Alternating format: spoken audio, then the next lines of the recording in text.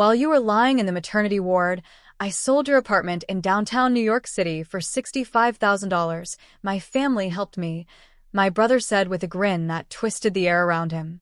Behind him stood my parents and sister, their faces glowing with self-satisfaction, like villains who'd finally pulled off a heist. "My name is Clara Weston, I'm 31. And if you think you know how this ends, stay tuned. Do you ever feel a chill even when the room is warm? That's what betrayal feels like. It burns and freezes at the same time." I sat there on the hospital bed, a day after giving birth to my daughter, still weak from the C-section, clutching her tiny hand in mine. The fluorescent lights hummed above us, while my brother waved the property transfer papers like a trophy. "You weren't using it," he shrugged. "You have a baby now. You'll live with mom and dad. We just made things simpler." Simpler. That word cut deeper than the surgical scar on my stomach. Mom crossed her arms. "Family sacrifices for family, Clara. Be grateful your brother handled everything." Grateful? For what? For losing the only thing that was truly mine? I tried to speak, but my voice cracked under the weight of disbelief. My sister laughed. "Oh, come on, don't be dramatic. It's just an apartment. Just an apartment." The apartment I'd saved for years to buy. Working 2 jobs, skipping nights out, cooking instead of ordering in. The place that was supposed to be my daughter's first home. The nurse peeked into the room, sensing tension, but I smiled at her weakly and nodded. Everything inside me wanted to scream, but my daughter stirred, and I swallowed my rage. "Don't worry," I finally said quietly, brushing my baby's cheek. "You've taken your turn. Mine comes next." Mom frowned. "What does that mean?" I smiled. "You'll find out soon enough." They thought I'd collapse, that postpartum exhaustion and grief would swallow my voice. Instead, I sat there motionless, letting them brag. Mom tapped her manicured nails on the railing of my hospital bed. "You were never good with decisions, Clara. It's better this way." My brother, Owen, stuffed his hands in his pockets. "I even got a good deal. You should thank me. $65K cash. You can start fresh." Start fresh? My jaw clenched so tight I could hear my pulse. I'd worked 6 years at an ad agency, sacrificing weekends, saving every bonus. That apartment was the first thing with my name on it. I could still remember the day I signed the closing papers, March light spilling through the broker's office window, the scent of cheap coffee, the faint tremble in my hand when I realized I'd finally made it. And now, standing beside my hospital bed, they were dismantling that dream as if it were a piece of furniture they could split among themselves. "Don't worry, sweetheart," Mom said, reaching for my daughter. "She'll grow up surrounded by family. You'll stay with us until you figure yourself out." Her perfume, sharp and artificial, made me nauseous.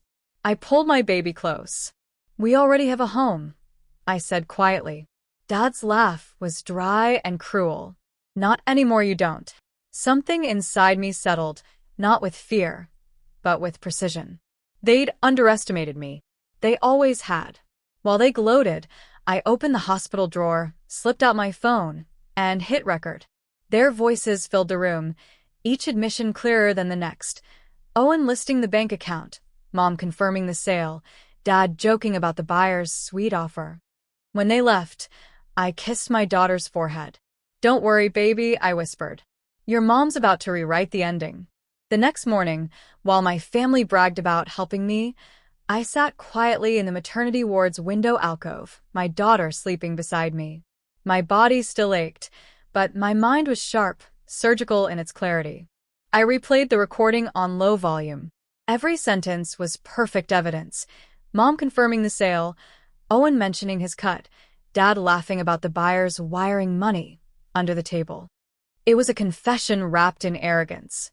I emailed the audio file to myself, then to a new address I'd created under a different name. Insurance. If they tried to erase my proof, I'd still have a copy. By noon, I called my lawyer, Tara Kim, a sharp, steady woman who'd once helped me buy that apartment.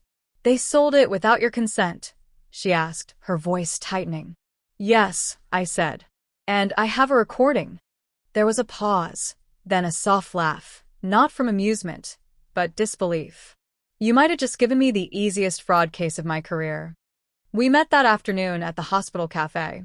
I wore my hospital gown beneath a coat, clutching coffee in one hand, documents in the other. Tara's eyes narrowed as she flipped through the forged transfer papers. They even faked your signature. That's felony-level stupidity. I want it all back, I said. You'll get it back, she replied. But we're not going to knock on doors. We'll let them open the door to the police. That night, I fed my daughter and wrote in my journal, the same one my grandmother once gave me with a note. Never stay quiet when truth is on your side. I smiled faintly. Don't worry, Grandma, I whispered. I'm done being quiet. 2 days later, I was discharged. Mom wanted to pick me up, but I told her Ethan, my friend from college, would handle it. They didn't know Ethan was also a licensed investigator who freelanced for Tara's firm. When we pulled up to my parents' house to collect my things, the air outside was syrupy with deceit. My sister opened the door wearing my silk robe, holding a mug that said, "Boss Babe." The irony nearly made me laugh. "Oh, look who's here," she smirked. "Come to apologize?" Ethan stayed silent beside me, scanning the living room with calm precision. I caught the faint glint of his body cam under his jacket. "I came for my belongings," I said. "And for my daughter's things." Mom entered, lips pursed. "You can take your clothes. The rest stays. We redecorated already." Redecorated. The word felt like theft wrapped in interior design. As they argued, Ethan leaned close and whispered, "They just hung themselves again. Financial intent, property conversion, and moral bankruptcy. We've got what we need."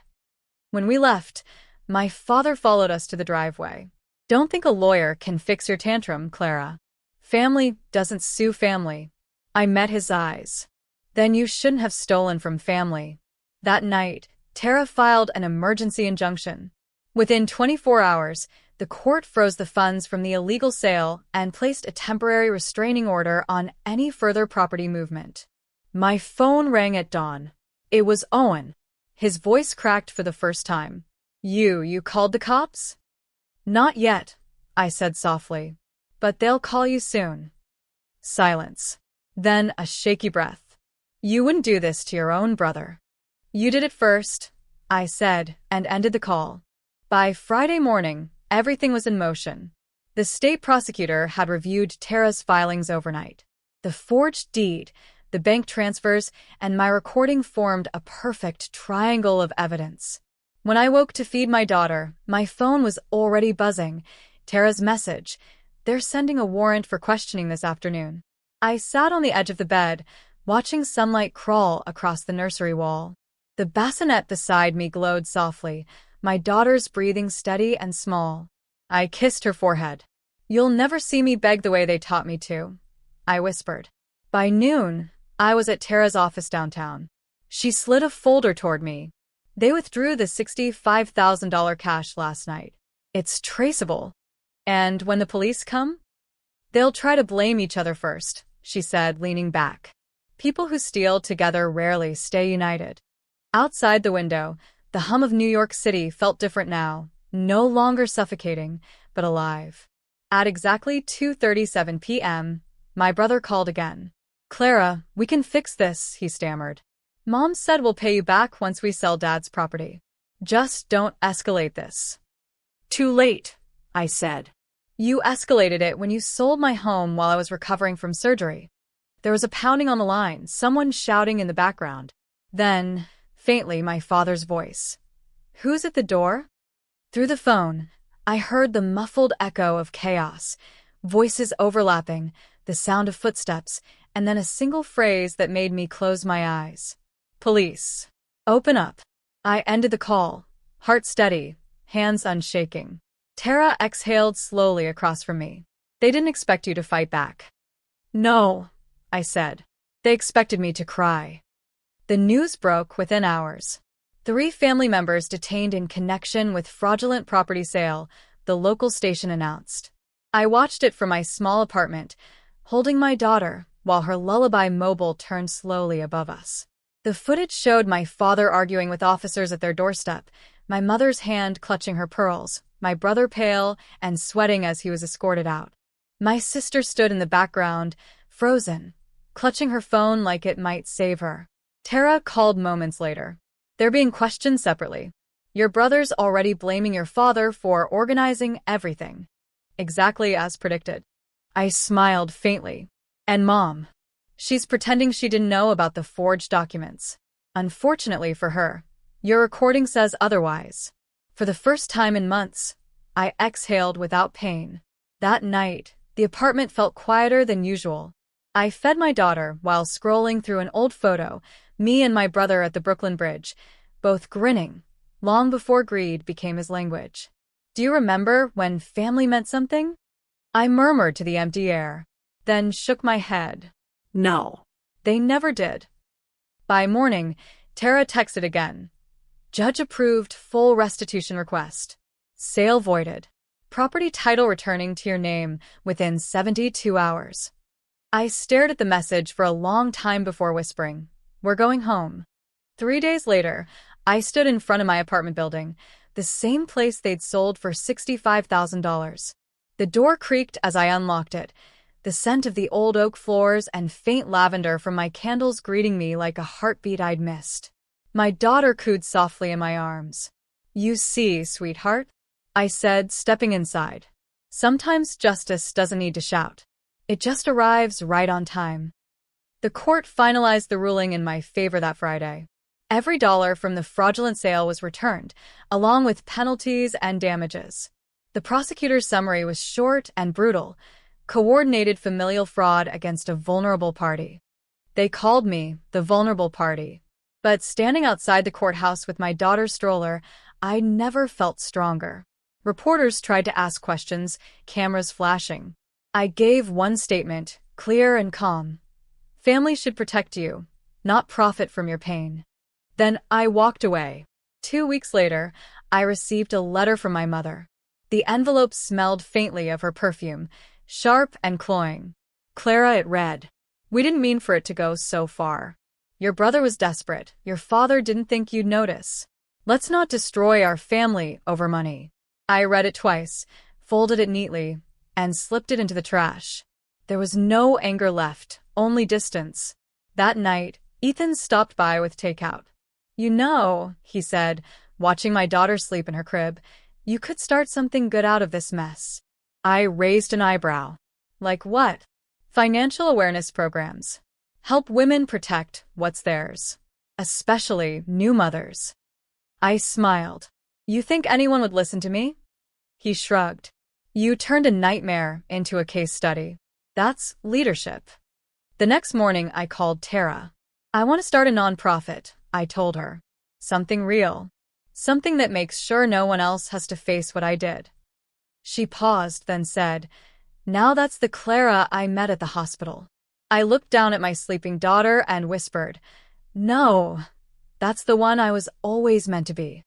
6 months later, I walked into the freshly repainted lobby of my building, the one that once carried their signatures of theft, now fully restored under my name. The brass plaque beside the door read, "Weston Residences, LLC." My name, my story, legally sealed. Inside, sunlight spilled through tall windows, glinting off the framed certificate that confirmed the launch of my nonprofit, the Weston Fund for Financial Justice. Tara joined as co-founder, Ethan as advisor. We'd already helped 3 women reclaim stolen assets from family transactions. That evening, I hosted a quiet gathering in the courtyard. No photographers, no speeches, just people whose trust had been broken and rebuilt. As dusk softened the city skyline, Ethan handed me a glass of sparkling cider. "You realize you've turned betrayal into a blueprint," he said. I smiled. I just stopped letting shame speak louder than truth. My phone buzzed, a message from an unknown number. "We're sorry. We lost everything. Can we at least see the baby?" I stared at the words, the familiar tug in my chest. Old loyalty trying to resurrect itself. Then I typed back, "She's safe. And she will never learn love the way you taught it." Block. Silence. Freedom. Later that night, My daughter toddled across the living room floor, her laughter echoing off reclaimed walls. I lifted her into my arms and whispered, "This is ours.